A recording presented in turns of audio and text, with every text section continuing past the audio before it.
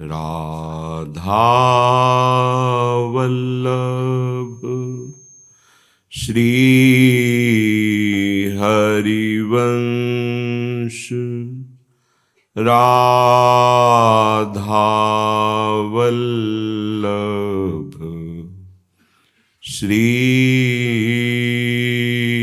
हरिवंश वृंदावनेश्वरी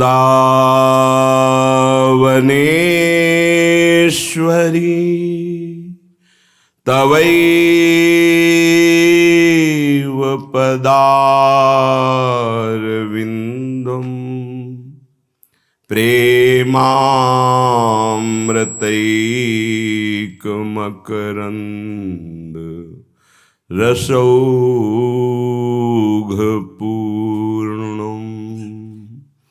हृद्यर्पितं मधुपते स्मरतापमुग्रं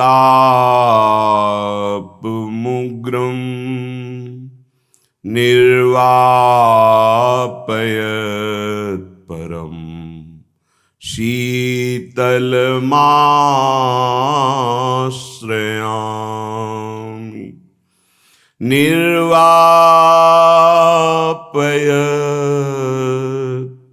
परम शीतल माश्रयामि। जोबन रंग रंगीली सोने से गात, जोबन रंग रंगीली सोने से गात, ढरारे नैना कंठ पोती मखतूली, अंग अंग अनंग झलकत, शोहत काननी बीरे, शोभा देत देखत ही बने, जौन्ह में जौन सी फूली। तन सुख सारी लाही, अंगिया अतलस अतरोटा छवि, चारि चारि चूरी पहुँचनी पहुँची खमकी बनी। नक फूल जेब मुख बीरा, चौका कौंधे संभ्रम भूली। ऐसी नित्य बिहारिणी सी बिहारी लाल संग, अति आधीन आतुर लटपटात, ज्यों तरु तमाल कुंज महल, हरिदासी जोरी सुरत हिंडोरे झूली। ऐसी नित्य बिहारिणी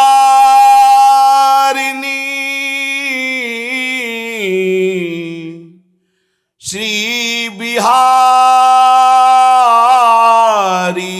लाल संग, अति आधीन आतुर लटपटात, ज्यों तरु तमाल कुंज महल, हरिदासी जोरी सुरत हिंडोरे झूली। जो बन रंग रंगीली सोने से गात, ढरारे नैना कंठ पोती मखतूली। उपासक अंतर की वृत्ति ये सदैव देखता रहे। दो प्रकार से वृत्तियां बहिर्मुख होती हैं। एक रागात्मक अर्थात राग को लेकर, किसी वस्तु का राग, किसी व्यक्ति का राग, किसी पदार्थ का राग, किसी पद प्रतिष्ठा, लोक लोकांतर के भोग वैभव का राग, या द्वेषात्मक अर्थात द्वेषपूर्वक किसी वस्तु से, किसी व्यक्ति से, किसी स्थान से, किसी पद से कहीं भी अगर द्वेषात्मक वृत्ति है तो बंधन, रागात्मक वृत्ति है तो बंधन। जिसके हृदय में राग द्वेष जनित चिंतन रहता है वो अनुराग को प्राप्त नहीं हो सकता, बिना राग द्वेष छोड़े। राग द्वेष ये माया का द्वंद्व प्रकट करने का प्रधान है। इसी से राग से ही काम का प्रादुर्भाव होता है, राग से ही क्रोध का प्रादुर्भाव होता है, राग से ही मोह प्रबल होता है। देह राग अभिमान पुष्ट करता है, राग से ही मत्सरता प्रकट होती है। समस्त दोष और द्वंद्वों का मूल राग है, इसका परिणाम द्वेष है। राग और द्वेष इन दोनों को जिसने मिटा दिया वो जीवन मुक्त हो गया।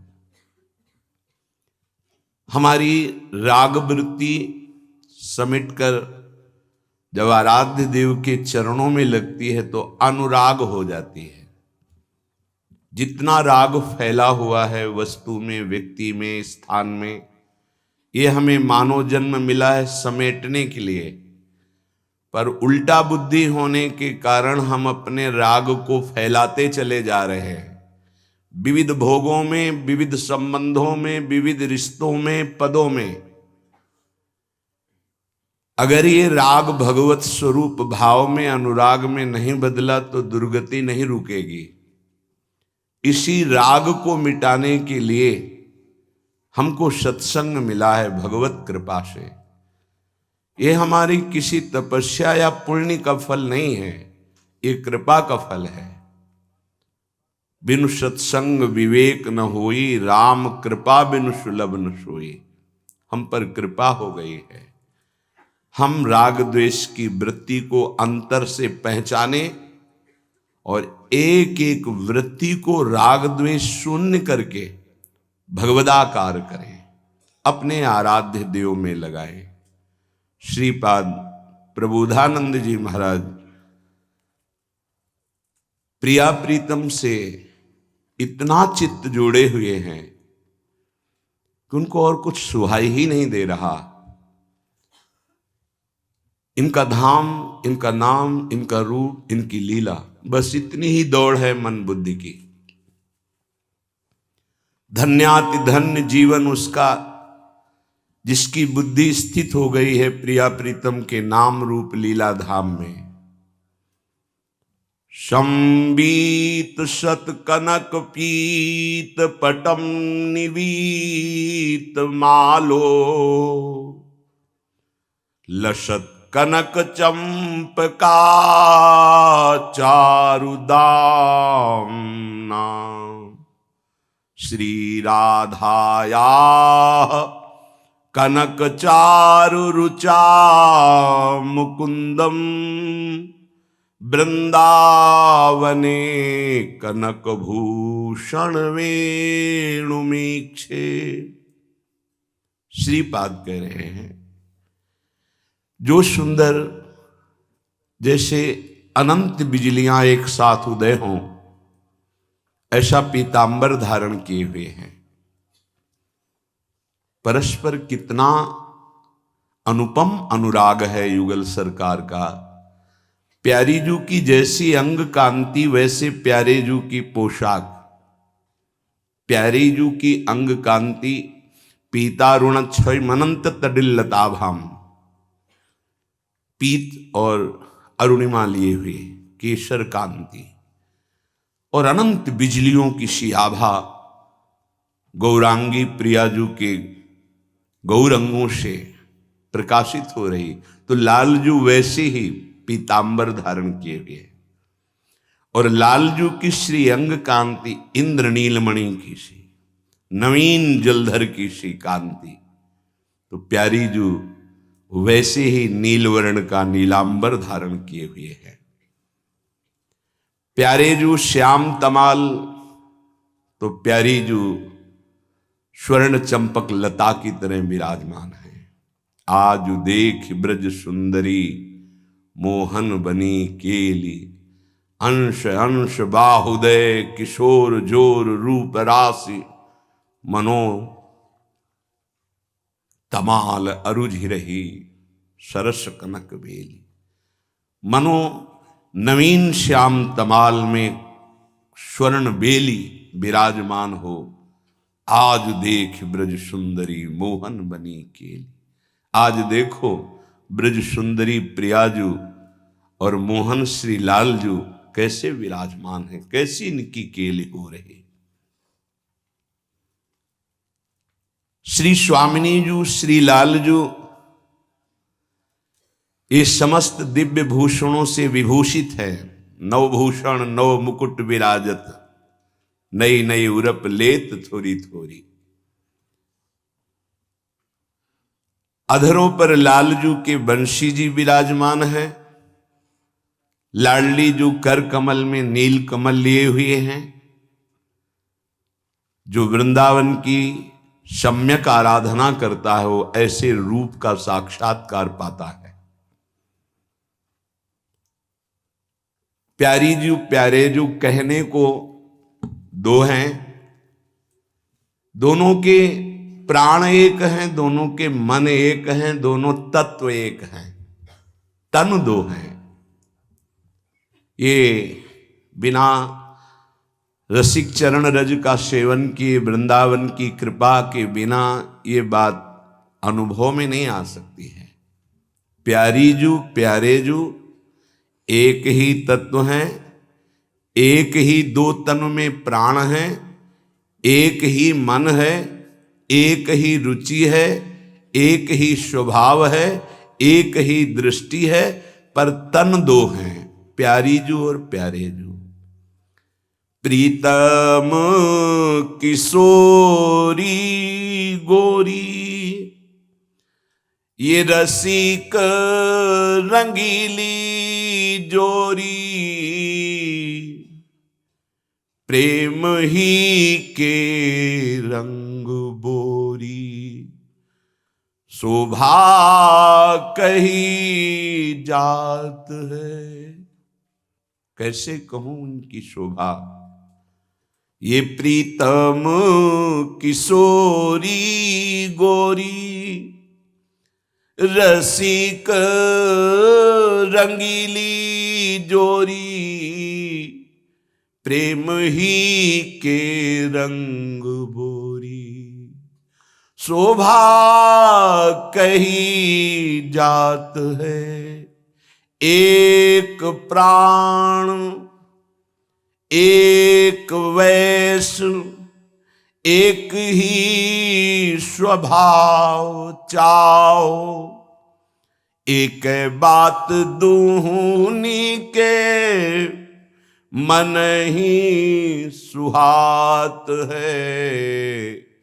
एक बात दूनी के मन ही सुहात है।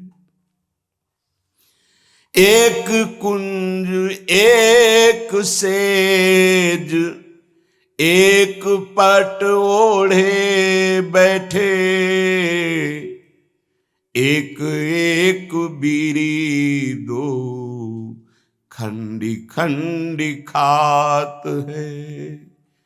एक रस एक प्राण, एक दृष्टि हित ध्रुव, हेरी हेरी बढ़े चौप, क्यों ना अघात है। हेरी हेरी तेरी बढ़े चौंपू, क्यों ना आघात है। प्रीतम, लालजू, किशोरी, लाडली जू, ये जुगल जोरी प्रेम रंग में बोरी हुई है। प्रेम के ही खिलौना दो, प्रेम ही प्रेम। ये प्रेम वपु है हमारे बिहारी बिहारिन जो, जहां भगवत्ता ऐश्वर्य का भी प्रवेश नहीं। भगवत्ता ऐश्वर्य का तो ब्रज में भी प्रवेश नहीं। जैसे भगवान कभी सुदर्शन चक्र धारण नहीं किए ब्रज के अंतर्गत, कभी नहीं। बलराम जी कभी हल मूसल धारण नहीं किए। भगवान कभी ब्रज में पादुका नहीं पहनी। भगवान कभी छत्र लगा के ब्रज में नहीं चले। छत्र लगाए तो सिर्फ महारानी जी के ऊपर। यहां अद्भुत प्रेम का राज्य है, ये बाहरी नहीं समझ सकते। ये रजरानी का सेवन करने वाले समझ सकते हैं। यहां आचार्य जन भी पधारते हैं तो छत्र और पादुका रहित होकर के। श्री जी महाराज परम पूज्य निम्बारकाचार्य भगवान के परंपरा में वृंदावन के प्रवेश के पहले ही वाहन से उतरकर साष्टांग दंडवत करके रजरानी में लोट लगाकर नंगे कदम, आचार्य जानते हैं महिमा धाम की, रज की। स्वयं आचार्य भी कभी यहां छत्र नहीं धारण करते, पादुका नहीं धारण की। परम आचार्य भगवान श्री कृष्णचंद्र जी कभी ब्रज में ये धारण नहीं किए, क्योंकि ये प्रेम भूमि है, प्रेम समुद्र का सार। छत्र लगता है तो सिर्फ महारानी जी के ऊपर लगता है। कभी कभी महाराज पावड़े डाल रहे, सखियों के सहित प्रिया जी पधार रहे आगे आगे। बड़ा अद्भुत ये प्रेम रस है। हमारे प्रीतम श्री लालजू महाराज और किशोरी गोरी श्री लाडली जी बड़ी प्रेम रंगीली जोड़ी है। ये प्रेम के ही रंग में रंगी हुई, प्रेम ही प्रेम है। यहां पंचभूतों का प्रवेश ही नहीं है। ब्रह्मा का प्रवेश नहीं तो ब्रह्मा की रचना का प्रवेश कैसे हो सकता है? आपको नहीं दिखाई दे रहा क्योंकि आप ब्रह्मा की रचना हैं। आपकी दृष्टि ब्रह्मा के द्वारा रची हुई है। जब रसिक महापुरुष कृपा दृष्टि करते हैं तो आपकी दृष्टि बदल जाती है। या बिहारिन जू स्वयं श्यामाजू अपने नित्य विहार की दृष्टि प्रदान करें, पर वो आज तक सीधे किसी को नित्य विहार की दृष्टि प्रदान नहीं करती। किसी को नित्य विहार रस का अगर दर्शन हुआ है तो सखी की कृपा हुई है। कहीं भी प्रमाण देख लेना। किसी को भी कभी भी कहीं भी यदि हमारे प्रियालाल का साक्षात्कार हुआ है तो किसी रसिक महापुरुष की कृपा दृष्टि हुई, अन्यथा नहीं। बिना सहचरी की कृपा के ये प्रेम रंगीली जोड़ी का साक्षात्कार दुर्लभ है। ये हमारी प्यारी जू प्यारे जू एक प्राण एक वैश्य, सदैव प्रभु नौ किशोर रहते हैं भूमंडल में। चाहे जितने वर्ष अवतार लेकर लीला किए हों, चाहे वो सच्चिदानंद मर्यादा पुरुषोत्तम भगवान श्री राम हो या लीला पुरुषोत्तम सच्चिदानंद बपू भगवान श्री कृष्ण हो, ये सदैव नौ किशोर रहते हैं। ऐसा नहीं कि कभी प्रभु की अवस्था बढ़ी तो दाढ़ी मूछ या वयोवृद्ध, ऐसा कभी प्रभु नहीं। हर समय चाहे मथुरा लीला हो चाहे द्वारिका लीला हो, यहाँ तो नौ किशोर लीला ही है। अन्यत्र भी भगवान का जो भी वपु प्रकट होता है वो नौ किशोर होता है। और प्रभु के तनु में रक्त, मज्जा, मांस, अस्थि, चर्म, ये सप्तम धातु नहीं होती। चिदानंद में देह तुम्हारी विगत विकार जान अधिकारी। प्रभु के प्रेम वपु में स्त्री पुरुष जनित चिन्ह नहीं होते। चिदानंद है पर जान अधिकारी, अधिकारी पुरुष जानता है। जब तक भगवत प्रेमी महात्मा की कृपा प्रसाद से तीनों देहों का अभिमान गलित नहीं हो गया, स्वभाव परिवर्तित नहीं हो गया, भागवतिक नहीं हो गया, तब तक इस बात को समझ पाना भी बड़ा कठिन है। भगवत रसिक रसिक की बातें रसिक बिना को समझ सके ना।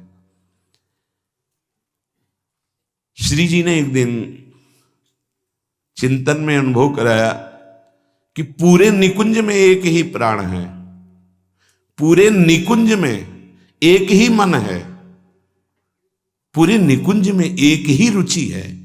आश्चर्य है।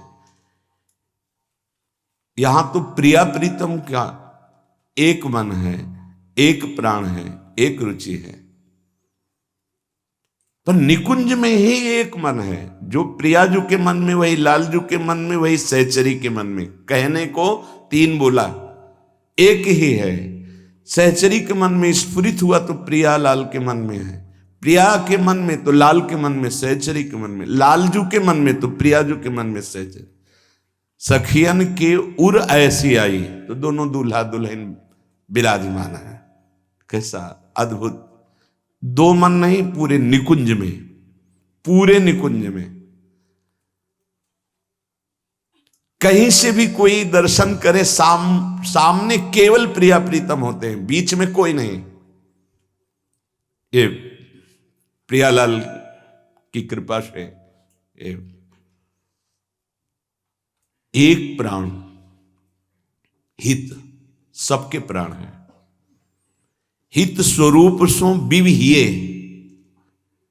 प्रिया प्रीतम के हृदय में हित प्रेम प्राण रूप से स्फुरित हो रहा है। प्रेम, प्रेम वपु प्रेम, तो हित की मूर्ति सहचरी, प्रेम वपु सखी के हृदय में हित, हित प्रेम ही प्राण है, एक प्राण हुआ। हित स्वरूप सो विविहिये, प्रिया प्रीतम के हृदय में हित, सखियों के हृदय में हित, एक प्राण, एक मन, एक रुचि। जो प्रिया प्रीतम की रुचि वही सहचरी की रुचि, जो सहचरी की रुचि वो प्रिया प्रीतम की रुचि। एक तन, प्रेम, एक ही तत्व का। प्रेम की प्रियाजू, प्रेम के लालजू, प्रेम की सहचरी, प्रेम का वृंदावन, प्रेम के खग मृग पशु पंछी, सब प्रेम, प्रेम दूसरा तत्व नहीं। वृंदावन नित्य विहार रस में हित तत्व के सुहा और कोई नहीं। प्रेम, एक प्राण, एक ही अवस्था, एक ही स्वभाव चाव, एक ही बात, दोनों को पसंद है। प्रेम, अद्भुत प्रेम। कभी कभी विनोद में सखियां प्रियाजू के कान में कहती हैं कि आप दृष्टि डालिए भोग में,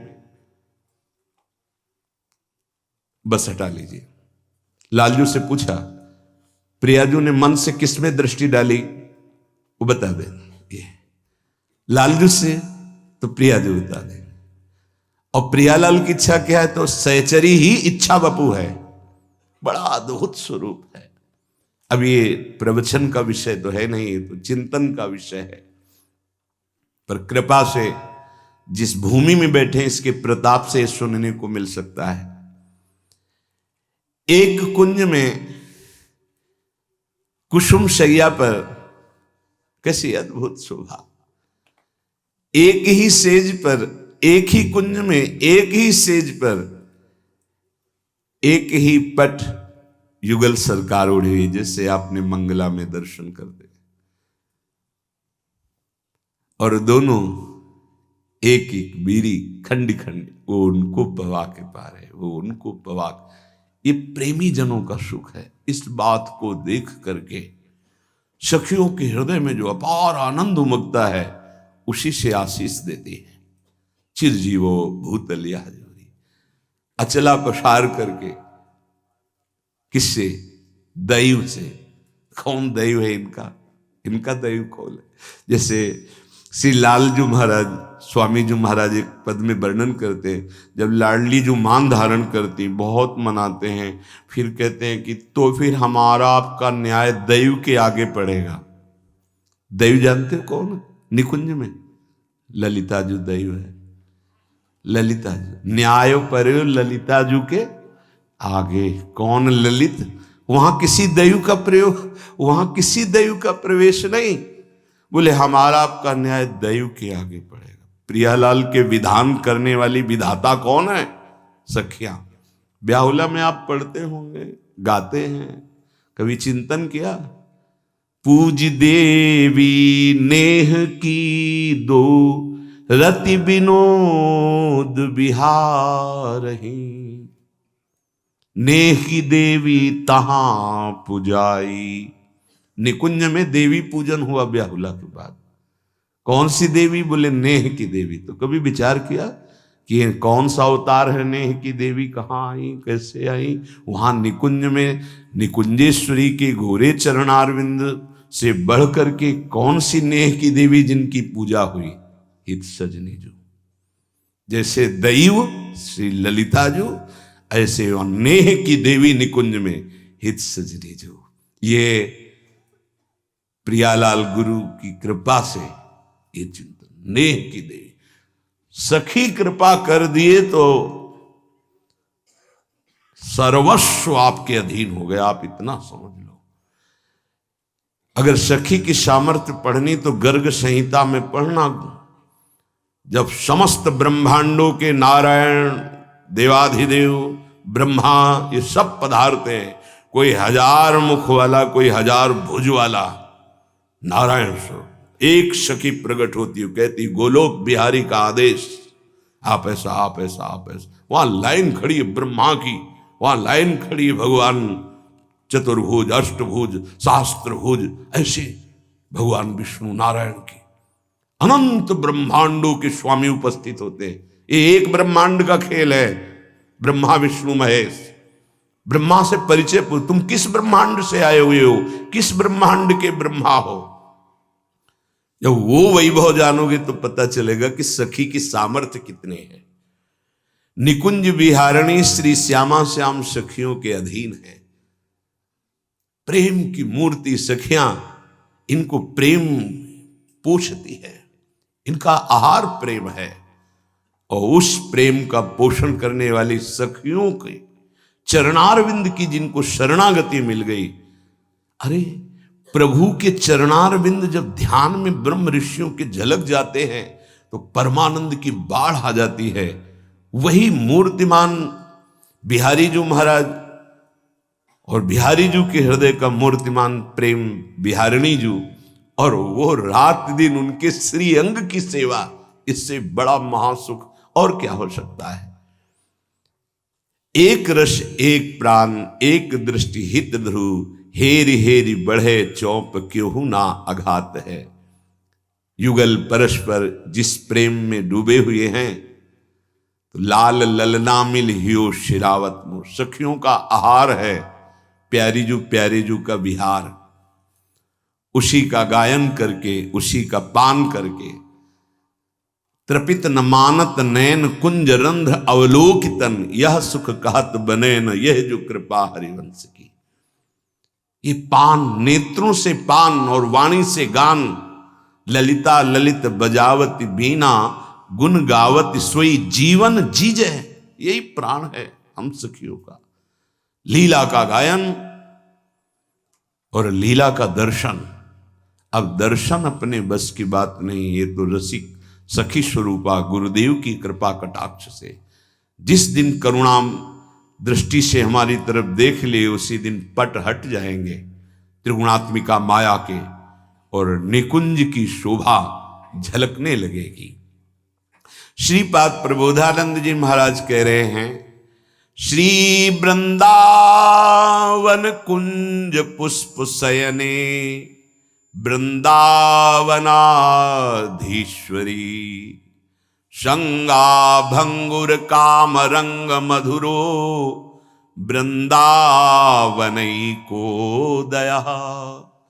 वृंदारण्य विचित्र पुष्प विलसन माला दिवेशोज्वल श्री वृंदावन नागरो दिशतु में वृंदावने सद्रतिम। अद्भुत रंग बिरंगे पुष्पों के गुच्छे लटक रहे हैं, हरित समान लताएं हैं, ये सब दिव्य हैं। किसी की कोई शाखा बड़ी छोटी ऐसा नहीं, अलग अलग कुंजों की शोभा है। और हरित ऐसी कांति है, दर्पण तेजोमयी कांति, जिसमें ध्रुवदास जी ने जो दर्शन किया वो वृंदावन दुति पत्र की उपमा को कछुना है। जो वृंदावन के लता के पत्ते की जो कांति प्रकट हो रही है, उसकी उपमा में कोई नहीं दे सकता। कहां से दे? ये तो पहले कह चुके कि वृंदावन की लता सम कोटि कल्प तरुणाई, जो देवलोक के कल्प तरु हैं तो ब्रह्मा के द्वारा रचे हुए, और वृंदावन की लताएं प्रेम वपु हैं, वो प्राकृतिक हैं, दिव्य होते हुए भी त्रिगुणात्मिका माया के द्वारा रची गई हैं, कल्पतरु पारिजात। लेकिन वृंदावन की लताएं माया से नहीं, ये प्रेम वपु हैं। एक एक लता जल से नहीं सींची जाती, वृंदावन की जो दिव्य वृंदावन की लता है वो प्यारी जू की प्रेम दृष्टि से सिंचन होती है। उनका पोषण प्यारी जू के स्पर्श से होता है। राधा करा वचित पल्लव वल्लरी के, प्यारी जू जब पुष्प चयन करते करते से दुलार करती तो लताएं झंकृत हो जाती हैं। उनका जीवन संचार, उनकी जीवनी शक्ति प्यारी जू का स्पर्श है, उनका सिंचन प्यारी जू की करुणा दृष्टि से होता है। वृंदावन दुति पत्र की उपमा को कछु नाहि, कोटि कोटि बैकुंठ हो ते सम कहे न जाए। बड़ा एक गूढ़ विषय है। ऐसे कैसे कोई स्वीकार कर सकता है कि जिनके पत्ते की कांति के बराबर वैकुंठ भी नहीं है? क्यों? जो देख रहे हैं वो जान रहे हैं। वैकुंठ में वैभव ऐश्वर्य है, पर वृंदावन के पत्ते पत्ते में प्रियाजू का रूप विराजमान है।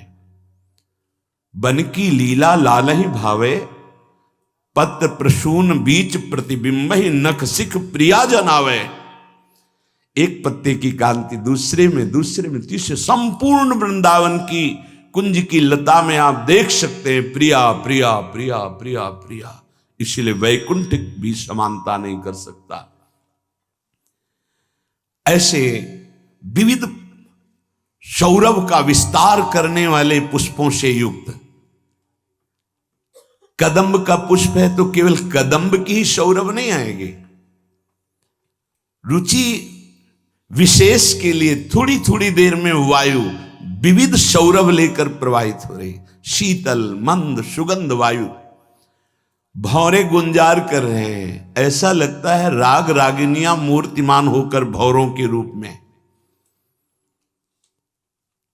ऐसी कुंज के मध्य में लता भवन है। उस लता भवन के नीचे सुंदर श्री वृंदावन कुंज पुष्प शयने, वृंदावन के पुष्पों से सैया रची गई है। कई बार सत्संग में भी प्रार्थना की है, आप बाहर के 1 करोड़ पुष्प मंगा लें 1 करोड़ रुपए के, शोभा बढ़ेगी। प्रियालाल को उतना सुखद नहीं होगा जो वृंदावन के 2 हर श्रृंगार के पुष्प लेके चढ़ा दिए। श्री वृंदावन कुंज पुष्प। इसलिए दुर्भाग्य प्रकट होता चला जा रहा है कि वृंदावन की लताओं का छेदन किया गया, बहुत समय से छेदन किया जा रहा है और आगे लताएं ही नहीं। ऐसे बड़े बड़े वृक्ष तो हम अपने सामने देखे हैं जिनके लिए सैकड़ों वर्ष सेवा करने पर ऐसे तैयार होंगे।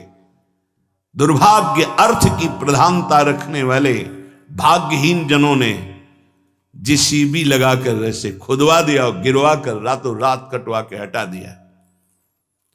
कौन विरोध करे? पैसे में सब हो रहा है। तो ये इसको सह पाना बड़ा कठिन होगा। ध्यान रखना, करोड़ों ब्राह्मण की हत्या, ब्रह्म ऋषियों की हत्या का जो दंड है वो माफ होने का उपाय तो है। कोटि विप्र बदल आ गए जाहू, आए शरण तजो नहीं ताहू। पर वृंदावन की लता के काटने का उपाय वृंदावनेश्वरी ही बचावे तो बचावे, नहीं दूसरा कोई। एक डाल काटने का कोटि ब्राह्मणों की हत्या का दंड है, हरिराम व्यास जी ने कहा है। कोई समझ ही नहीं रहा, इतना अर्थ प्रधान बुद्धि होती चली जा रही, लताओं का महत्व नहीं।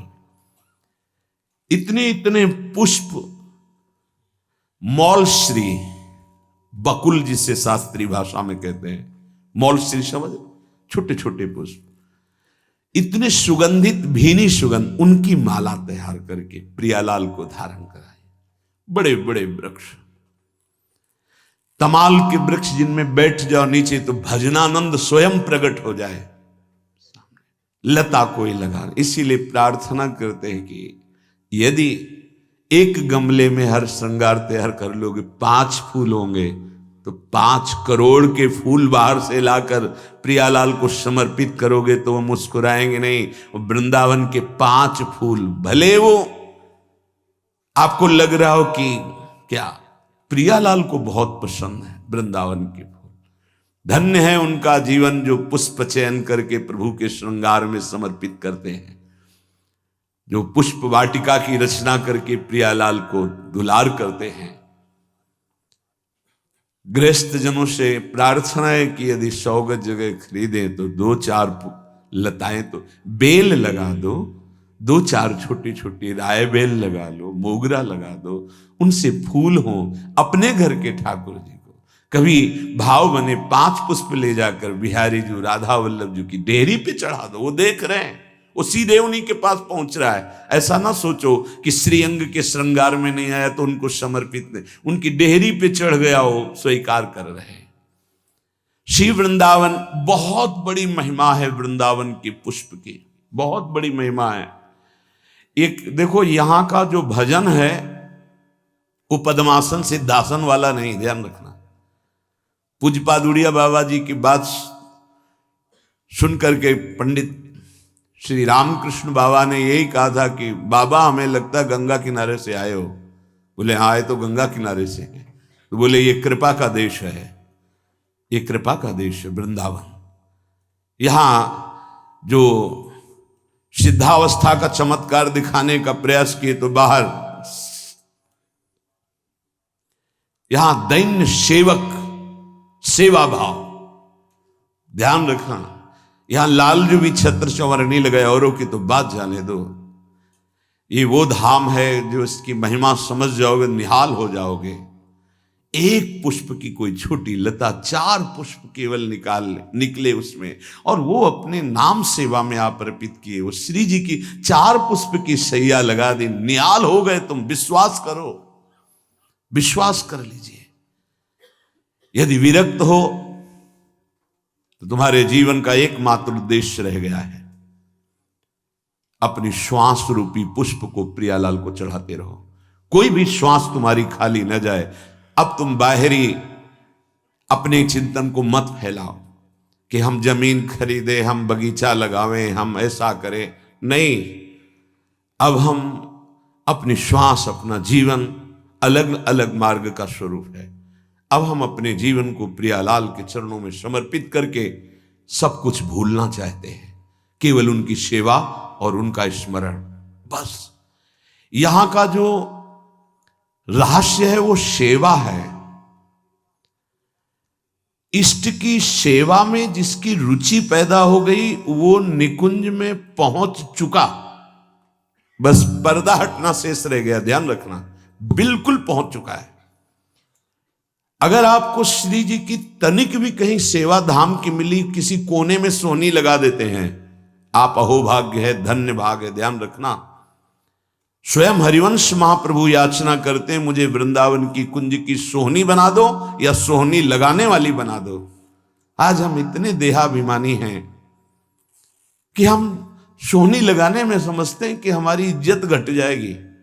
अरे भाई, आचार्य चरण कह रहे हैं, मार्जनी श्याम, या तो सोहनी बना दो या अपने आंगन की सोनी लगाने वाली। ये वृंदावन की। कल बड़ा सुख मिला जब किसी उपासक ने बताया कि पूज्य श्री टटिया स्थान के महाराज जी अपने कर कमल से ठाकुर जी, मोहिनी ठाकुर जो ललित मोहिनी ठाकुर विराजमान है, उनके सामने स्वयं सोनी लगाते हैं। अच्छा लगा, हृदय चरणों में लोटा। हाँ, हमारे रस की यही उपासना की पद्धति है, दैन्य भाव से। कितनी अनन्य निष्ठा, एक सीमा में बांध दिया। पूरे वृंदावन की तो बात जाने दो, उस घेरे के बाहर नहीं। क्या मन को मारने का आचार्यों ने स्थापन किया है। टटिया स्थान के घेरे से बाहर नहीं। जरा विचार करो विरक्त उपासक, वृंदावन सीमा के बाहर जाने की तो बात जाने दो, टटिया स्थान के घेरे से बाहर नहीं। जो वहां प्रधान सेवा पद में विराजमान है, जो आचार्य गद्दी पर विराजमान है, वो सेवा पद ही है। बिहारी बिहारी जी का सेवा पद है। हम अपने बड़ों से शिक्षा लेते हैं। एक मन को सीमा में रोक पाना, आप कैसी बात करते हैं। एक सीमा, आप वृंदावन की निष्ठा लेके देखो, वो केवल वहीं की निष्ठा, तृतीय स्थान के बाहर नहीं जाना। और आज भी जो पूर्व आचार्यों से जो निर्माण हो गया, लताएं सुरक्षित, रज सुरक्षित, सेवा सुरक्षित। स्वामी जी ने आदेश किया है कि गौ और गौशुत से दुलार करो तो गौशाला है, लताओं से प्रेम करो तो लता है, और साधु सेवा साधु सेवा है, और ठाकुर सेवा ठाकुर। 4 सेवाएं विराजमान है। आज भी आचार्य परंपरा से चल रही तो चल, यही है अपने आचार्य गुरुजनों की जो रहनी है उसके अनुसार ये धाम है। और शव रज का पूरे शरीर पर अभिषेक, तभी बिहारिंजू से चित्त जुड़ पाता है। जब परिक्रमा लगाते थे तो स्वामी जी के परिकर के केलीमालजू का गान करते। कुछ दिनों बाद सुना कि निकुंज श्यामाजू की सेवा में हो गए। जहां छड़ी उठाई शुरू हो गया केलीमालजू, कंठस्थ थी के। ये यहां का भजन है। अपनी वाणियों को कंठस्थ कर लेना और रात दिन सेवा में लगे रहना, ये यहां की साधना है, यहां का साध्य है। यहां पद्मासन सिद्धासन साध्य नहीं, ध्यान रखना। यहां संख्या साध्य नहीं है। यहां वाणी से राधा वल्लभ श्री हरिवंश उच्चारण हो रहा, और मार्जनी पोछा लग रहा है, श्री जी के पात्र मार्जन कर रहे, उल्लसित होकर भोग बना रहे, श्री जी का श्रृंगार कर रहे, नाच रहे, गा रहे। यही हमें वहां करना है। जो वहां करना है वो यहां करना है। यहां वहां दो नहीं रह गए, एक ही है। जो हम कर रहे हैं अभी वही करना है। जिनके सेवा में है वही है, वही अभी है, वर्तमान में है। तभी वर्तमान में ही अपने चिदानंद भाव देह को उपासक प्राप्त हो जाता है, जब सेवा में रति हो जाती है। ये अपने वृंदावन वासियों के लिए प्रार्थना है। आप समझो यहां की ये साधना स्थली नहीं है, तपः स्थली उत्तराखंड, मोक्ष स्थली काशी, साधना स्थली और बहुत सी है। ये प्रेम भूमि है, ये स्वामी का महल है। यहां सेवकाई की जरूरत है। हमारे आचार्य सेवकाई पे रहे, हमारे गुरुदेव सेवकाई पे है, हम सब सेवक ही हैं। अहो भाग्य है कि हमें श्यामा श्याम की सेवक धर्म का सेवन करने का सौभाग्य मिला। इसी गर्व में हम न मोक्ष सुख को गिनते हैं, न किसी पद को गिनते हैं। हम श्यामाजू केवल अभिमानी, टेढ़े रहे मोहन रसियासो, बोले अटपट बानी। हमारे माई श्यामाजू को रात जाके अधीन सदाई सांवरो, या ब्रज को शिरताज। साधन करते करते जीवन हो गया, थोड़ी चूक हुई, भ्रष्ट हो गए, गिर गया। यहां सेवा कर रहे हैं, कोई परवाह नहीं। यहां परम पद और नरक को एक लाइन पे रख दिया। भगवत ऋषि जी कहते हैं स्वर्ग नरक अपवर्ग आस नहीं त्रास है। क्या स्थिति है सेवा में। हित महाप्रभु कह रहे हैं, यत्र यत्र मम जन्म कर्म भी नारके परमे पदे थवा। समझो जरा वृंदावन रस को। ये सिद्ध भूमि है, साधन भूमि नहीं है, ये प्रेम भूमि है। पता नहीं कौन सा ऐसा लाडली जू ने गुण देखा या अवगुण देखा कि अब इसका उद्धार हमारी कृपा के बिना हो ही नहीं सकता, और उन्होंने घसीट लिया। अब हमारा जीवन बिका हुआ केवल सेवा के लिए है। सुमिरन और सेवा, ये दो ही हमारा जीवन है। अंतर से सुमिरन करते जा रहे हैं, पद गुनगुनाते जा रहे हैं, बाहर से सेवा में रत हैं। सेवा के बिना जीवन यहां कोई महत्व नहीं। जब लालजू सेवा के लिए सखियों के चरण स्पर्श करके प्रार्थना करते हैं, मुझे वेणी गुंथन कर, मुझे चरण चापने को दे, आज मुझे अंजन आंगने को। अपने लोग क्या हैं? वो अखिल कोटि ब्रह्मांडों के ईश्वर हैं, और वो याचना करते सेवा के लिए। इसलिए श्री वृंदावन कुंज पुष्प शयने वृंदावनाधीश्वरी, कैसा सुख मिलता है जब बिहारी जी के सामने जो डलियां लगती थी, रात्रि में जब लौटते थे तो वहां से पुष्प की भिक्षा मांगते थे, और जो पुष्प, कोई एक गुलाब का फूल, कोई 4 राय बेल से दे।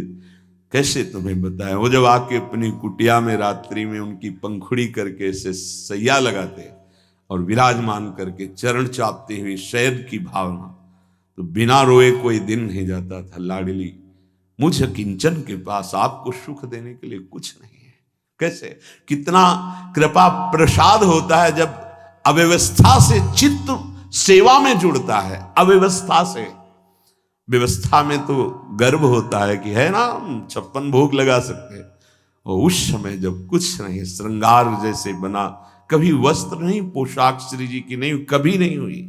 ऐसे ही छे एक कटोरी में ऐसे रज की जब मिश्री ऐसे रख के ना, और फिर जब ये भावना बनती भोग की क्या, तब असली भोग लगता आंसुओं से कि प्यारी जू, मुझ गरीब किंचन के पास आपको भोग पवाने भोग लग गया।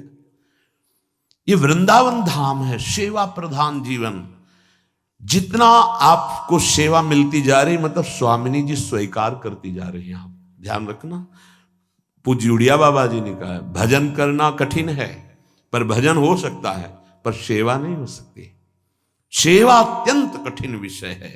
सेवा से सेव्य को अधीन किया जाता है, भजन करने से फल मिलता है, लेकिन सेवा सेव्य को अधीन कर लेती। अधीन, ये बहुत बड़ी बात है। श्री वृंदावन की कुंजों से पुष्प चयन करके सखियां नहीं, स्वयं लालजू भी कहते हैं। श्रीमद चतुराशी जी, बहुविध रंग मृदुल किशलय दल निर्मित पिय सखी सेज। पिय, प्रियतम रंग बिरंगे सुंदर पुष्पों को पीतांबर में चयन करके लाते हैं। नवीन नवीन कोमल जो कोपले निकली हुई हैं उनको चयन करके लाते हैं। बहुविध रंग मृदुल किशलय दल निर्मित पिय सखी सेज। बहुविध, जैसे अशोक का नया कोमल पत्ता निकलता है तो अरुणता लिए हुए वो एकदम हरित कोमल उनकी शैया की रचना करते हैं। बहुविध रंग मृदुल किशलय दल निर्मित पिय सखी सेज। भाजन कनक विविध मधुपूरित धरे धरनी पर हेज। फिर तापर कुशल किशोर किशोरी करत हास परिहास। कभी सखियां सैया की रचना करती, कभी लालजू सैया की रचना, और कभी प्रियालाल। दोनों नवल नागर किशोर मिली। कुंज कोमल कमल दलन सिज्या रची। कभी दोनों खेल खेल में सैया की रचना करते। प्रिया प्रीतम सखिया देख रही, मुस्कुरा रही। इनकी प्रवीणता, बड़ी प्रवीणता से नील कमल कैसे प्रियाजू कहां विराजमान कर रही, और स्वर्णिम कमल श्री लालजू कहां कहां विराजमान कर रहे। सखिया आनंद मगन हो रही। ये वृंदावन है। यहां का राग रंग जब हृदय में चढ़ेगा तो उन्मत्तता छा जाएगी। ये बड़ा आसो रस है, मादक रस है। इस रस में ही स्वामी जी महाराज, हित जो महाराज, हरिराम व्यास जो महाराज डूबकर डुबोने आए हैं। वो डूबे हुए सखियां हैं, हमें डुबोने आए, बस डूब जाओ। इनकी अधीनता और परिचर्या, आचार्य अधीनता, सखियों की अधीनता और उनकी पद्धति के अनुसार परिचर्या। बाहर कोई नहीं जानता इस रस की पद्धति को। यहां वेद का भी प्रवेश नहीं है।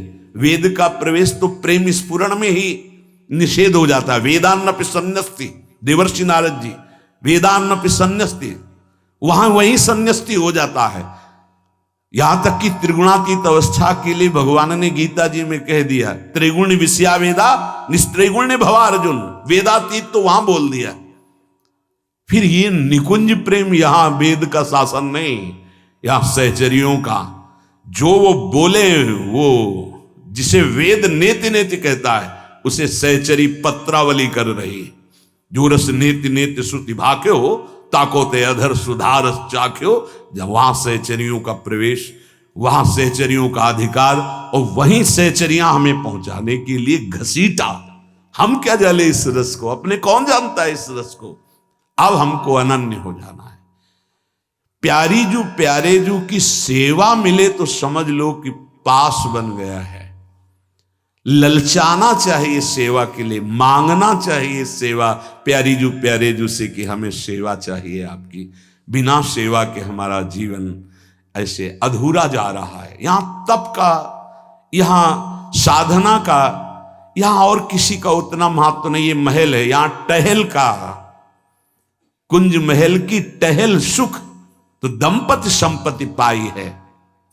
अहो भाग्य यदि आप 5 मिनट चंवर लेकर ऐसे कर, अहो भाग्य यदि आप मोर पंख लेकर के श्री जी के साथ, अहो भाग्य आप व्यजन कर रहे हैं, आप पोछा लगा रहे हैं, आप भोग मनिया कर रहे हैं, आप सजा रहे हैं, श्री जी का श्रृंगार कर रहे हैं, आप पोशाक संभाल रहे हैं, आप सिंहासन रचना कर रहे हैं। हो गया, आप वर्तमान में सखी हैं। आप आगे देख लीजिएगा, स्वरूप प्रकाशित होने में देर नहीं, उसकी चिंता आप ना करें। आप सेवा की चिंता करें। सेवा जो सही टाइम पर, ये विशेष ध्यान देने की बात, सेवा के समय का उल्लंघन ना होने पावे। सेवा में खास बात होती, मर्यादा होती। अगर हमारी श्री जी की सेवा का समय है कि इतने बजकर इतने मिनट में भोग लगना है, तो उतने बजकर उतने मिनट में ही भोग पधरा दिया जाएगा। प्रगट सेवा हमारी है। हम भावना में डूब सकते हैं, सेवा में एक क्षण का विलंब नहीं। सेवा हमारा जीवन है, हमारा आधार है। सेवा कैसे त्रुटि हो गई, सेवा में त्रुटि कैसे हो गई? नहीं, कभी नहीं, जीवन में नहीं। अगर हम लेट कर सकिल कर वहां तक पहुंच सकते हैं, तो हम ऐसे शरीर की अव्यवस्था में भी उनकी पत्रावली करना चाहेंगे, और पत्रावली करते ही प्राण छूट जाए, हम ऐसा ही चाहेंगे। सेवा से बढ़कर यहां का जो धर्म है, कैसी भी परिस्थिति में हो, सोचो आप, रोज राधा वल्लभ लाल की सेवा करके उत्थापन किया संध्या का, और मान सरोवर रोज पैदल महाप्रभु हरिवंश चंद्र जो जाते, वहां मान लाडली की सेवा करके मानसिक सेवा पहुंचा, फिर आकर के राधा वल्लभ लाल जी का शयन भोग, शयन आरती। आचार्य स्वयं सेवा प्रधान, इसलिए उपासक सेवा पर पूरी दृष्टि। ये सेवा भूमि है। हम महल में रह रहे हैं, हमारी आराधना टहल है, सेवा है। ये जो नहीं समझते। एक पुष्प आपने वृंदावन की किसी लता से उतार कर श्री जी को चढ़ा दिया, इसके समान हजारों वर्ष की तपस्या नहीं, विश्वास मान लीजिए। क्योंकि तपस्या का एक फल होगा, और इसमें प्रिया जो मुस्कुरा देंगी, इसका क्या फल होगा? मेरी लाडली जो प्रसन्न हो गई, इसका क्या फल होगा? आप दर्पण दिखा रहे हैं श्री जी का, ऐसे श्री जी को ये जो पद आपको मिला दर्पण दिखाने का, जानते हो? इसके लिए लाल जो हाथ जोड़कर श्री जी को पान की बीड़ी पाया, एक उगार के लिए से भावना किए हुए खड़े हैं, पीक दानी लिए हुए। समझते हो? ये लाल जो प्रार्थना करते हैं, ये वृंदावन निज महल है, इसकी भावना को समझा जाए। श्रीपाद कह रहे हैं, एकमात्र वृंदावन प्रेम रस उसी के हृदय में प्रकाशित होता है जो श्यामा श्याम की सेवा, वृंदारण्य विचित्र पुष्प विलसन मालादि वेशोज्ज्वला, सुंदर सुंदर पुष्पों को गूंथ रही हैं, सुंदर सुंदर मणियों को गूंथ करके माला बना रहे, आभूषण बना रहे, श्रृंगार बना रहे। अहो भाग्य! जैसे देखते हैं कि सखियां ऐसे विराजमान हो जाती है और विराजमान होकर के मणियों की माला, पुष्पों की माला, पोशाक की रचना। अहो भाग्य! धन्याति धन्य, सच्ची मानना, निहाल हो गया तुम्हारा जीवन, निहाल, तुम्हारे हाथ धन्य हो गए, तुम्हारा जन्म लेना धन्य हो गया, सार्थक हो गया तुम्हारा शरीर। ये किस काम का? प्रियालाल सेवा में ना लेते तो पता नहीं कौन कौन से पापाचरण ये करवाता मन इस शरीर से। आज धन्याति धन्य परम पावन महारानी जी की सेवा में हाथ लग रहे, महारानी जी की सेवा में तन लग रहा है, वाणी लग रही है। जो विचित्र मालाओं की रचना, पोशाक की रचना, मणियों की माला की रचना करते हैं, वृंदावन विशुद्धा प्रीति प्रदान करता है उसे। विशुद्धा, किंचन मात्र कोई कामना नहीं, लोक परलोक। अरे इन सखियों के हृदय में एक ही कामना रहती, प्रियालाल को सुख पहुंचाना, बस। अपने लाडले के सुख से बढ़कर के कोई सुख, अपनी तो स्मृति ही नहीं है। मैं प्रियालाल की सेवा कर रही हूं, ऐसी सिद्धावस्था नहीं होती। बस सेवा और सेव्य दो ही होते। मैं सेवा कर रही हूं, ये तो साधक की स्थिति होती है। जो परिपक्व सिद्धावस्था होती है, मैं सेवा कर, ये विस्मृत होता है। केवल सेव्य और सेवा दो की ही स्मृति रहती, सेवा और सेव्य, इसके अलावा नहीं। प्रभु श्री कृष्णचंद्र जो जगत गुरु हैं, वो सावधानी के लिए उपासक को आज्ञा करते हैं कि अपने स्वभाव पर विजय प्राप्त कीजिए। ये जो आपका स्वभाव है, पूज्यपाद उड़िया बाबा महाराज ने कहा है कि यदि साधक का स्वभाव परिवर्तन नहीं हुआ तो उसे कुछ नहीं प्राप्त हुआ। ध्यान दीजिएगा, आपका बोलने का, आपका चलने का, आपका खाने का, आपका पीने का, नाना प्रकार के भोग विलासिता का ये जो स्वभाव बन चुका है, ये प्रियालाल के प्रेम में डूबने वाला बने। सेवक जी कहते हैं, यह जो पर्यो मोहि सहज स्वभाव, श्री हरिवंश नाम रस चाओ। मेरा स्वभाव बन गया है हरिवंश नाम का रसास्वादन करने का। श्रुतौ राधिका कीर्तिरंता स्वभावे, हमारा स्वभाव बन गया है अंतर से श्री जी की चर्चा सुनने का। स्वभाव का परिवर्तन करें। ज्ञानी भी अपने स्वभाव में ही बर्ताव करता है। सदृशम चेष्टते स्वस्याः प्रकृतिर्ज्ञानवानपि प्रकृतिम यान्ति भूतानि निग्रहा किम करिष्यति। संपूर्ण प्राणी, हे अर्जुन, प्रकृति के वशीभूत है। संपूर्ण प्राणी, यही तो सौभाग्य मिल जाता है इस सेवा से कि सब प्रकृति के अधीन है, लेकिन आपके अधीन श्यामा श्याम है। तो प्रकृति आपको कैसे अधीन कर सकती है? बस रहस्य समझना बड़ा मस्ती का मार्ग है। ये अभी से निश्चिंत अपने कल्याण की तो कोई चाह ही नहीं रह जाती। ये हम तो साधकों में देखते हैं, जब कभी उनको इस बात को डर पहुंचाओ कि देखो चूक किए ना तो नरक जाना पड़ेगा, तो हंस देते हैं। ये नरक सुरक की बात तो आप किसी और को समझाइए, अब हमें इसकी परवाह नहीं है। बाहर से कहते क्यों? बोले जब हमारी महारानी जो आठों पैर है, तो अब वो चाहे नरक भेजे चाहे स्वर्ग भेजे, इसकी हमें परवाह नहीं, बस हमारी श्री जी है। तो हृदय रोमांचित हो जाता है। यही हम चाहते हैं कि तुम्हारी ठसक बन जाए, श्यामा जी के प्रति तुम्हारा अभिमान जागृत हो जाए। तो क्या इस अभिमान से कोई गलत कार्य होते हैं क्या? नहीं, प्रश्न ही नहीं उठता। देहाभिमान से गलत कार्य होते हैं जो अज्ञान की अवस्था में होते हैं, प्रियाजू के भाव में नहीं। संपूर्ण प्राणी प्रकृति के अधीन है। तीन गुण, सतोगुण, रजोगुण, तमोगुण। सतोगुण तो किसी बिरला में रहता नहीं, रज और तम इन्हीं की ज्यादा महिमा रहती है, यही परास्त किए रहते हैं। जो ज्ञानी महापुरुष होते हैं वो भी अपने अनुसार स्वभाव के अनुसार चेष्टा करते हैं।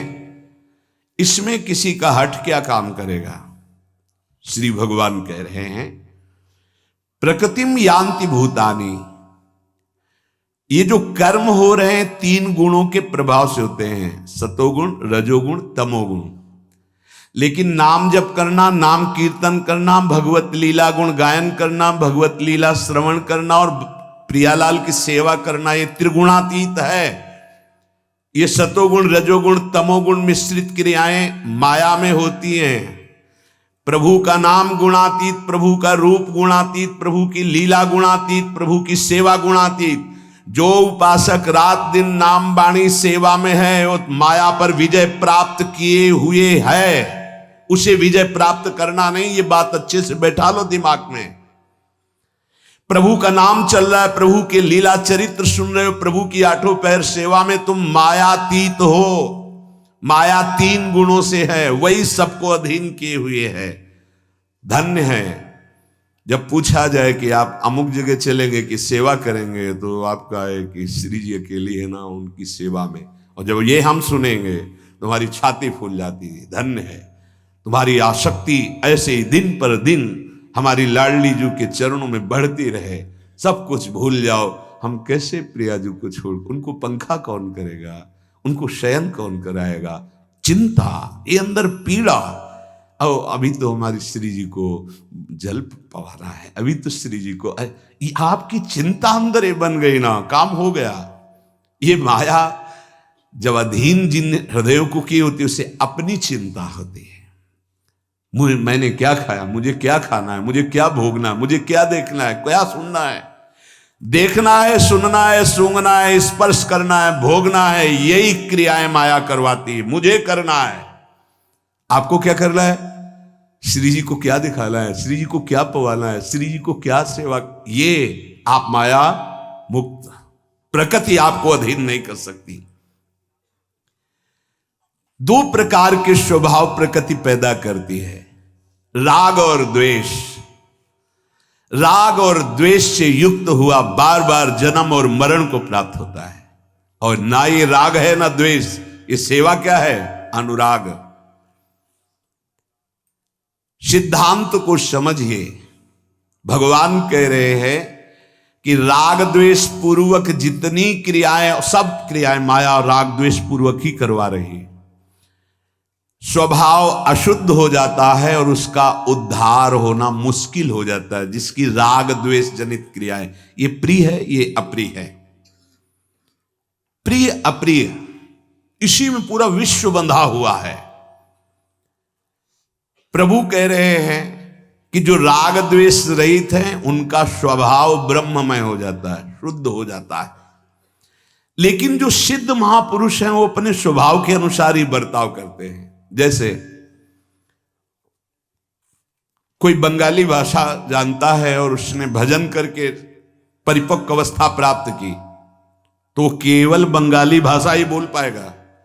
अब उसे को बड़े सिद्ध हो उर्दू बोलो, सिद्ध हो तो अंग्रेजी बोलो, सिद्ध हो तो नहीं। सिद्ध अवस्था का मतलब है अब उसकी वृत्ति केवल ब्रह्माकार है। यहां सिद्ध का मतलब तुम सिद्ध हो तो बताओ दाहिनी मुट्ठी में क्या है, बाईं मुट्ठी में क्या है। ये सिद्धावस्था का मतलब है समाहित चित्त से भगवदानंद में डूबा हुआ महापुरुष।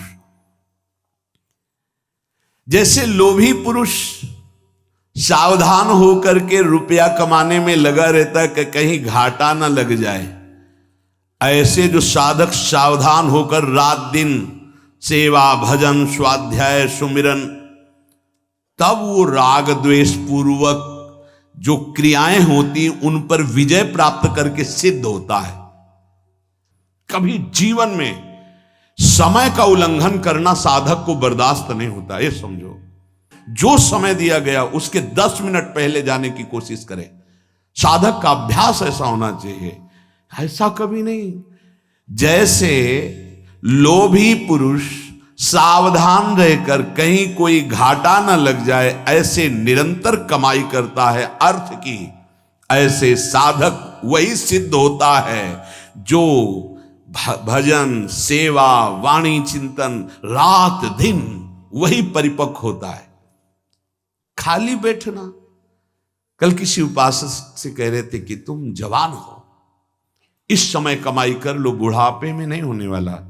आपने अगर स्वभाव बना लिया ना उद्दंडता का, भजन में मन नहीं लग रहा है इधर उधर, तो ऐसे ही प्रपंच आपका सिद्ध होगा बुढ़ापे में, यही प्रपंच बुढ़ापे। और अगर बना लिया स्वभाव भजन का तो मस्ती छा जाएगी, देख लेना, मस्त हो जाओगे, निहाल हो जाओगे। जो सावधानी पूर्वक साधक भजन में लगता है वो शीघ्र ही माया पर विजय प्राप्त करके स्वभाव को शुद्ध कर लेता है। भगवान कह रहे हैं स्वभाव में ये दोष, राग और द्वेष बना रहता है, इसी को हमें छोड़ना है, स्वभाव शुद्ध करना है। जड़ प्रकृति के द्वारा रचे हुए जितने पदार्थ हैं कोई निर्दोष नहीं, सब मायामय है, सब में दोष है, आसक्ति पैदा कर देगा। कोई भी पदार्थ वो आसक्ति पैदा, कोई भी भोग आसक्ति पैदा करता है। इसलिए साधक कभी किसी को दोष वृत्ति से त्यागता नहीं, गुण बुद्धि से स्वीकार नहीं करता। शास्त्र प्रमाणित कर्तव्य कर्म करता है और शास्त्र त्याज्य है तो इसलिए उसको त्यागता है। न उसका राग पूर्वक ग्रहण होता है, न द्वेष पूर्वक त्याग होता है। ध्यान रखना, द्वेष पूर्वक त्याग नहीं होता और राग पूर्वक ग्रहण नहीं होता। वो शास्त्र और गुरु की आज्ञा के अनुसार ग्रहण करता है और त्याग करता है, उसका राग द्वेष से कोई संबंध नहीं होता। सदसम चेष्टते स्वस्या प्रकृतिर ज्ञानवानपि। अंतःकरण में सबके राग द्वेष होता है पर सिद्ध पुरुष के नहीं। पूज्य श्री उड़िया बाबा जी ने इसे वर्णन किया कि राग द्वेष 3 प्रकार का होता है। एक पत्थर की लकीर, एक बालू की लकीर और एक पानी की लकीर। जो संसारी मनुष्य है वो राग द्वेष पत्थर की लकीर की तरह खींचता है उसके हृदय में। अगर 20 वर्ष पहले तुमसे कभी झगड़ा हुआ, गाली हुई, तो 20 वर्ष बाद देखकर उसकी भौं चढ़ जाएगी, ये वही आदमी जिसने गाली दिया। ये संसारी पुरुष का लक्षण है। ये है पत्थर की लकीर, बुढ़ापे तक, मरते दम तक वो बना रहेगा उसके हृदय में, राग द्वेष, पत्थर की लकीर। दूसरा है साधक की, बालू की लकीर। बालू में लकीर खींचो, बनी रहेगी कितनी देर, जब तक हवा नहीं चलेगी। बालू की लकीर है साधक की, उसमें राग द्वेष होगा पर बालू की लकीर जैसा। थोड़ा सत्संग की हवा चली, विवेक की हवा चली, बराबर हो गया। प्रवीण साधक मिनट 2 मिनट, घंटा 2 घंटा तो बहुत ही मंद साधक होगा। मिनट 2 मिनट में समस्या का समाधान। अंदर जो जलन पैदा हुई तुरंत विवेक के द्वारा संभाल करके वो अपने आप के राग द्वेष रहित कर लिया। विवेक की हवा चली, प्रेम की हवा चली, सत्संग की हवा चली, वो रकील जैसे हवा चली तो बालू आके बराबर हो गई। साधक को अगर दूसरे दिन याद इस बात की आवे कि ये कल हमको गाली दिया था, निंदा किया था, वो साधक नहीं है, ध्यान रखना। वो संसारी है, पत्थर की लकीर की तरह राग द्वेष नहीं होना चाहिए। और तीसरा है पानी की लकीर। पानी में लकीर होती ही नहीं, ऐसे करो बस, वो जितना ऐसे किया बस, ये होता है सिद्धावस्था को पहुंचे हुए साधक की स्थिति। ब्रह्मवेत्ता में तो होती ही नहीं, राग द्वेष की कोई गुंजाइश ही नहीं, पर परिपक्व अवस्था को गया है। जैसे स्वप्न टूट गया है, वो जग चुका है पर उसकी प्रभाव वृत्ति रहती है ना, सुखद या दुखद तो जग कर भी थोड़ी देर खोए रहना, तो सिद्ध हो चुका है। पर राग द्वेष का प्रभाव ऐसे पड़ेगा, पानी की लकीर की तरह बना और मिट गया। लेकिन जिसे भगवत साक्षात्कार की परिपक्व अवस्था हो गई, वहां राग द्वेष का प्रवेश ही नहीं है। ब्रह्मवेत्ता में एक क्षण भी राग द्वेष नहीं हो सकता। तो जैसे बड़े बड़े संतों को देखा जाता है कि वो नाराज हो रहे हैं, वो डांट रहे हैं, वो दंड विधान कर रहे हैं, वो हमारे मंगल के लिए करते हैं, उनमें राग द्वेष नहीं। उनका ना कोई प्रिय होता है ना कोई अप्रिय होता है, पक्का समझना। वो प्रियता भी दिखाई देते हैं, अप्रियता भी दिखाई देती है, लेकिन आपके सुधार के लिए वो है, उनमें प्रियता अप्रियता का लेस मात्र नहीं रहता, जो सिद्धावस्था को प्राप्त हो जाते हैं। बुरी बात में मन चला जाए तो विशेष हानि की बात नहीं है, पर बुरी क्रिया ना होने पावे, ये बात कह रहे हैं। ध्यान दो, हो सकता है साधक हो, अचानक तुम्हारी चूक हो गई, मन बुरी बात में चला गया, पर बुद्धि न जाने पावे, क्योंकि बुद्धि न्यायाधीश है। अगर न्यायाधीश ने दस्तखत कर दिया तो भ्रष्ट हो जाओगे। तभी होए बुद्धि जो परम शयानी, तिन तन चितई ना नहीं जान। पेशकार की उतनी बात महत्वपूर्ण नहीं होती जितनी न्यायाधीश की होती है। पेशकार चिल्लाता रहे, बात न्यायाधीश की होगी। पेशकार तुम्हारा मन है, पेश करता रहता है, ये भोग ये भोग। बुरी चेष्टा ना होने पावे, मन बुरी बात में चला गया तो कुछ नहीं बिगाड़ पाएगा। तुम चेष्टा में मत हो, चेष्टा में तभी उतरेगो जब बुद्धि दस्तखत कर देगी। इसलिए साधक सावधान, राग द्वेष की चेष्टा ना होने पावे। राग द्वेष मन में आ जाए, साधक है तो आ ही जाएगा, अभी सिद्ध तो हुआ नहीं, तो रागात्मक या द्वेषात्मक वृत्ति जागृत हो जाए पर क्रिया ना होने पावे तो दबा दे। नाम जप और मंत्र जप के प्रभाव से, सेवा के प्रभाव से वहीं भस्म हो जाएगी। उपासक नेत्र जितने चंचल करेगा, आध्यात्मिक शक्ति उतनी नष्ट होती चली जाएगी। पूज्य बाबा, राग द्वेष से बचना है तो नेत्रों को संभाल के रखो। वैसे बहुत बढ़िया नासाग्र दृष्टि ये नए अवस्था में बहुत बढ़िया काम करती है। यदि चलना है तो भी नासाग्र, बैठा है तो भी नासाग्र, पर ब्रह्मचारी नहीं तो यहां फटने लगेगा, आज्ञा चक्र में दर्द होने लगेगा। ब्रह्मचर्य है तो ये अवस्था बहुत जल्दी मंत्राकार वृत्ति कर देती। ऐसे नासाग्र रहना, बैठा है तो नासाग्र, चल रहा है तो नासाग्र, इतनी भूमि दिखाई देगी और यहां मंत्र लिखा हुआ है। बड़ा आनंद का, साधना बहुत आनंद की है। ऐसा थोड़ी कि केवल बातों का आनंद है, नहीं नहीं, परमानंद है। शरीर की खुराक अन्न है, प्राण की खुराक वायु और जल है, और मन की खुराक भजन है। अगर इसे भजन नहीं दोगे तो भोगों में फंसा देगा, राग में फंसा देगा। कान की खुराक भगवत गुणानुवाद और नाम है, बार बार नाम सुनाओ, अंदर से मंत्र सुनाओ, बार बार इनको सत्संग सुनाओ, बार बार भगवत चरित्र सुनाओ। और नेत्र की खुराक भगवत दर्शन है, सब में भगवत भावना। या तो नासाग्र दृष्टि, और जिससे बात करो तो पहले भाव करो कि हे राधा वल्लभ लाल, आप इसके हृदय में विराजमान हो, प्रणाम महाराज, फिर बात करो। अंदर से बोलना नहीं है कि आप भी तो भगवान हैं, ये ठीक नहीं है, ये शब्द ठीक नहीं है। आप किसी उपासक को सीधे बोले आप भी भगवान, ये उसका अपमान है। आप क्या समझते हो, आप उसका सम्मान कर रहे हो? नहीं, उसको सुख मिलेगा जब उसके आराध्य देव की जय बोलोगे।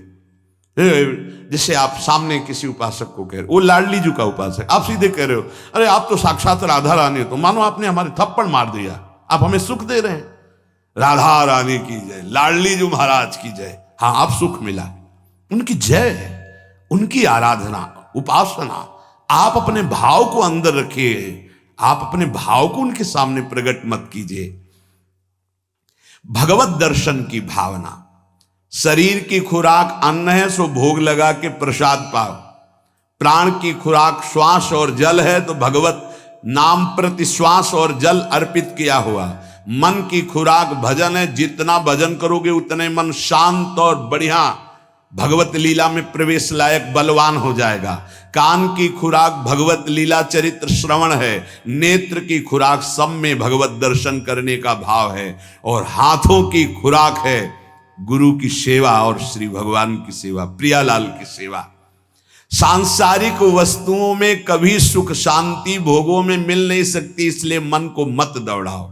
श्री भगवान कह रहे कि ये राग द्वेष जो संसारी पुरुषों में पत्थर की रकील, साधकों में बालू की रकील और सिद्धों में जल की रकील जैसा, इसलिए साधक जितनी जल्दी हो सके किसी से राग द्वेष हो तो मिटा दो। मिटाने का उपाय सिद्ध उपाय पक्का। जिसके प्रति राग हो या द्वेष हो, दोनों को मिटाने का उपाय है, अनुभूत उपाय, सिद्ध उपाय। मेरी लाडली, मेरे प्रभु, मैं अधम जी हूं, आपको ना देख करके बाहरी क्रियाओं को देखकर राग द्वेष करता हूं, क्षमा करो प्रभु, ये अंदर से। और उसके चरणों में प्रणाम करो, जिसके प्रति राग द्वेष है, खत्म हो जाएगा। आप देख लेना, अनुभूत उपाय, सिद्ध उपाय, इसके सिवा कोई उपाय नहीं। जब हम किसी व्यक्ति को देखेंगे, क्रियाएं देखेंगे, स्वभाव देखेंगे, गुण दोष देखेंगे, राग द्वेष होगा। और जब कारण तत्व को देखेंगे तो राग द्वेष रहित हो जाएंगे। सब कर परम प्रकाशक, परम कारण, कारण श्री हरिवंश भनम, सेवक जी महाराज कह रहे, अपने आचार्य गुरुदेव को सबके हृदय में देखें। श्री भगवान कह रहे हैं, जिनके हृदय में राग द्वेष है उनकी बुद्धि खराब हो गई है। जैसे गाड़ी है, किसी की खराब हो जाए तो उसको फिर वहां पहुंचाते जहां गाड़ी ठीक होती। तो जहां आप बैठे हो ना, यहां गाड़ी ठीक होती है। ये राधा केली कुंज में जो सत्संग हो रहा है ना, ये राग द्वेष में बिगड़ी हुई गाड़ियों को यहां सही किया जाता है। राग द्वेष से सब बिगड़ी गाड़ियां हैं। ये खोपड़ी राग द्वेष में ही गुण। अरे कितना राग द्वेष नहीं, ऐसा स्वभाव हटाओ। कह रहे जिनकी गाड़ी खराब हो जाती है तो मोटर को सुधारने के लिए दो उपाय हैं, या तो खुद ठीक कर ले मैकेनिक हो जल्दी से, और या फिर मोटर कारखाने में पहुंचा दे। तो ये अशुद्ध बुद्धि हो गई, ये इसमें राग द्वेष हो गई, ये खराब हो गई है। तो या तो स्वयं आप इतने विवेकवान हो कि ठीक करो जल्दी से राग द्वेष, और या फिर कारखाने पहुंचा दो, गुरुदेव की शरण में हो जाओ। ये कारखाने वाला ज्यादा अच्छा है, क्योंकि हम जिससे ठीक करना चाहते हैं वही ठीक नहीं है तो कैसे ठीक होगा। कुछ तो शुद्ध होना चाहिए, पूरा सिस्टम ही खराब हो चुका है। बुद्धि, मन, इंद्रियां, ये सब माया के पार्षद हैं, सब गंदे हो चुके हैं भोगों में। तो हमें तो लगता है कि ज्यादा इंजीनियर न बने, गुरुदेव के पास पहुंचा दे कारखाने में, वो ठीक कर देंगे। क्योंकि हम घंटों लगे रहेंगे, पता नहीं कौन सा कनेक्शन कहां से बिगड़ा हुआ, और वो पुराने इंजीनियर हैं, अनुभूत, वो ठीक कर देंगे। दो चार हथौड़े इधर उधर मार करके कनेक्शन फिट कर देंगे। नहीं तो ये राग द्वेष जो है बहुत बहुत विचित्र राग द्वेष। सही पूछो, जब गुरुजनों की कृपा देखी जाती है तो बाद में पता चलता, वर्तमान में तो आग लगती, जलन होती, क्योंकि राग द्वेष के कनेक्शन को जलाया जाएगा। गुरुजनों की कृपा के बिना हमें लगता है गाड़ी ठीक होना, समझा जाता कि हम बड़े इंजीनियर है, पर जब कारखाने गाड़ी पहुंचती है तब सही होती हो। हम समझते सही हो, जहां चली तो खिचखिचा के फिर खड़ी हो जाती है।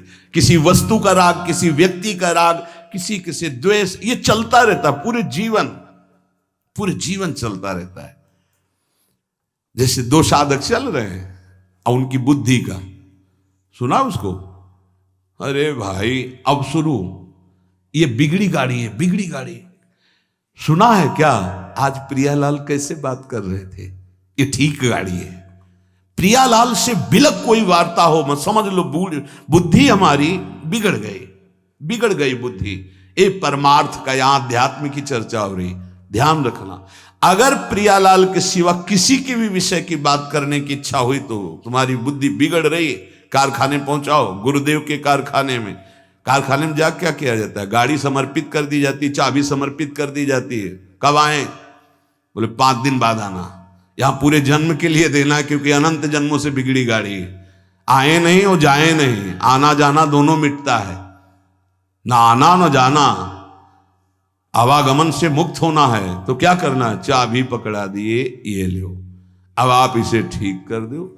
हमारे बस की तो बात है नहीं, हौ हार्यो करी जतन, विविध विद अतिशय प्रबल अजय। अब आप ठीक करो महाराज।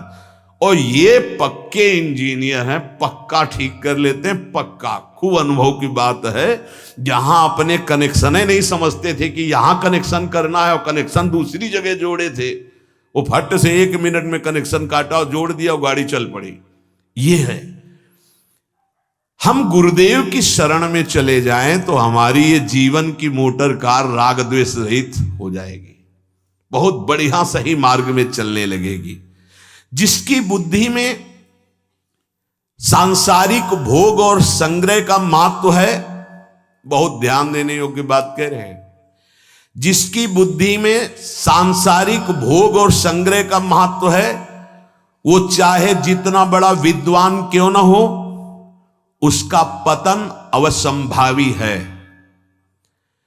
जिसकी बुद्धि में भोग और संग्रह का महत्व नहीं है, वो चाहे काना पढ़े हो, भगवत प्राप्ति निश्चित है। ये बढ़िया गाड़ी और बिगड़ी गाड़ी का कह रहे हैं। चाहे जितना विद्वान हो, भोग और संग्रह में महत्व बुद्धि है, उसका पतन निश्चित है। बिल्कुल कुछ नहीं आता, गुरु कृपा पात्र, लेकिन भोग और संग्रह में रुचि नहीं, निश्चित भगवत प्राप्ति है। ऐसा मनुष्य बिल्कुल विद्वान ना भी हो तो वो अध्यात्म की ऊंचाई पर विराजमान हो जाएगा। कारण कि उद्देश्य भोग और संग्रह ना होकर जब केवल गुरु आज्ञा पालन होता है तो गुरु कृपा से परमात्मा अनुभूति हो जाती, मोक्ष मूलम गुरु कृपा। और जब विद्वता का अहम होता है और भोग संग्रह पे महत्व होता है तो भाव, विचार, कर्म आदि उसकी अध्यात्म उन्नति में बाधा खड़े कर देते। उसका भाव, उसका विचार, उसकी उन्नति में, अध्यात्म उन्नति में बाधा खड़ा कर देते हैं। अतः साधक को सर्वप्रथम परमात्मा प्राप्ति के उद्देश्य से गुरुदेव का जब वर्णन किया तो इस उद्देश्य की सिद्धि के लिए राग और द्वेष से रहित होने के लिए अपने कर्तव्य कर्म को गुरुदेव की आज्ञा से चलावे।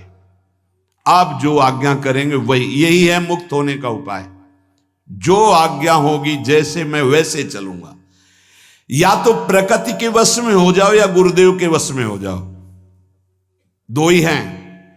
या तो माया के वश में हो या गुरुदेव की आज्ञा पे। साधक को चाहिए कि गुरुदेव को आदर्श सामने रखकर कर्तव्य कर्म करे। आदर्श भगवान का उपदेश और महापुरुषों के आचरण, ये दोनों मिलने चाहिए। अब यहां गुरुदेव की परीक्षा, कैसे गुरुदेव होने चाहिए जिनको जीवन समर्पित करना है। जहां मोटर कार अपनी कारखाने में खड़ी कर देनी, चाबी दे देनी कि सुधार दो, तो यहां गुरुदेव के आचरण और भगवान के उपदेश दोनों मिलने चाहिए।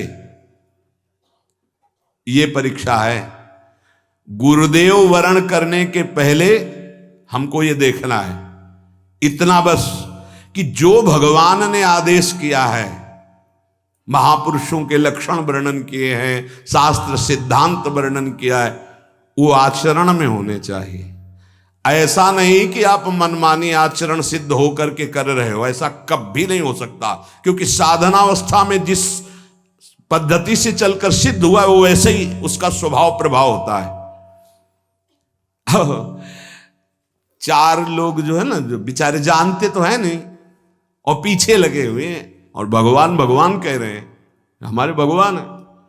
उनका तो हमें लगता है कुछ कल्याण हो ही जाएगा बेचारे श्रद्धा से, लेकिन वो जो नाटक किया जाता है सिद्धावस्था का, उनकी बड़ी दुर्गति होती है।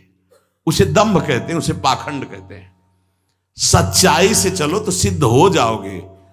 और आज तक कोई ऐसा सिद्ध नहीं हुआ जिसका वर्णन शास्त्रों में ना लिखा हो। भगवान व्यासदेव जी स्वयं भगवान के अवतार हैं। सब साधना की चरम अवस्था तक का वर्णन है। तस्मात् शास्त्रम प्रमाणम ते कार्य अकार्यो व्यवस्थितो। कोई भी कार्य और अकार्य ऐसा नहीं जो शास्त्र प्रमाणित। अब शास्त्र से बिल्कुल बिलग तो नहीं मानना है, चाहे वो 7 बांस के ऊपर बैठा हो। ध्यान रखना, प्रकृति के वश हो लो या गुरुदेव के वश हो लो। प्रकृति के वश होगे दुर्गति है, गुरुदेव के वश होगे सदगति है। अब जिन गुरुदेव के वश में होना है वो आदर्श कैसे होते हैं, तो बोले भगवान का सिद्धांत और गुरुदेव के आचरण दोनों मिलने चाहिए। जो भगवान ने वर्णन किया है वही आचरण गुरुदेव में मिलने चाहिए, जिनका हम गुरुदेव रूप से वर्णन कर रहे हैं। भगवान का सिद्धांत और गुरुदेव के आचरण, ये बहुत अमृतमयी बात है। कोई भी ऐसा आचरण नहीं होता सिद्धों का जो भगवान के आदेश से अलग हो।